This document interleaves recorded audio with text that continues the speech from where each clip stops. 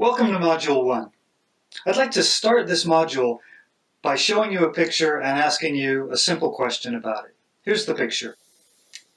What is this guy doing? I think everyone is thinking the same thing. It's obvious that he's watching TV. And that's true.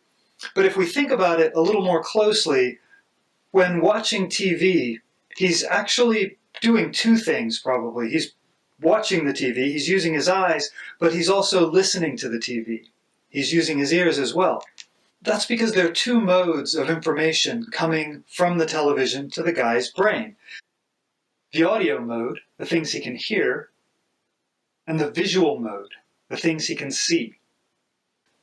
The fact that video has these two modes of information transfer is part of what makes it such a super powerful educational tool. So three things. Here are three reasons why video is incredibly powerful for teaching and learning. First of all, video conveys a lot of information very quickly.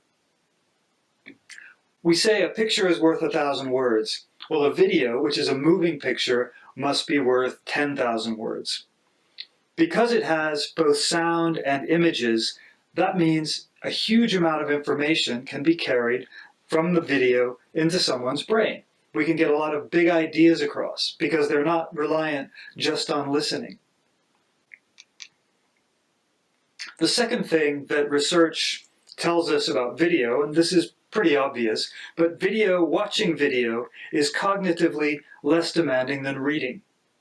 So if we're looking for a way to transfer information into someone's head, getting information across by video is quicker and more efficient than reading.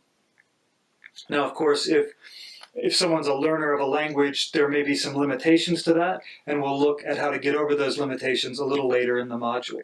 The third thing about video is that it can cause mirror neurons to activate emotions. So what are mirror neurons?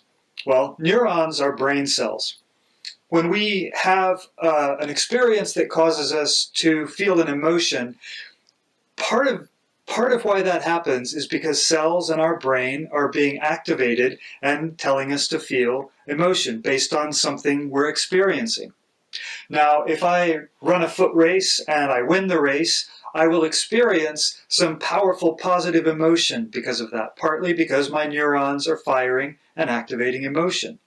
Mirror neurons are neurons that activate emotion, but not when I myself do something, but when I see someone else do something. So if I see someone running a foot race and winning and feeling happy, because I'm seeing that, simply by seeing that, I will experience some of that happy emotion that the runner is experiencing.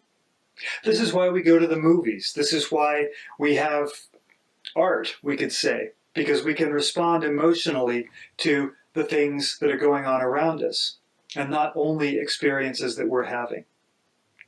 What this means for bringing video into the language classroom is that seeing the world around them, seeing people do things on video, can give learners an emotional response. If they feel some emotional engagement with their language teaching materials, then that's going to give them something to connect the grammar and the vocabulary with.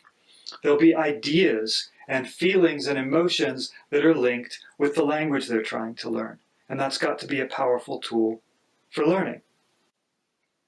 That's all for part 1 of Module 1. There are three things I'd like you to remember about why video is such a powerful tool in the classroom. The first is that video conveys a lot of information very quickly. The second is that watching video is cognitively less demanding than reading. And the third is that video can cause mirror neurons to activate emotions and give learners a real connection with video. In part 2, coming up next, we'll look at some research in educational psychology that can help us know which videos are going to be the most effective in the classroom. I'll see you there.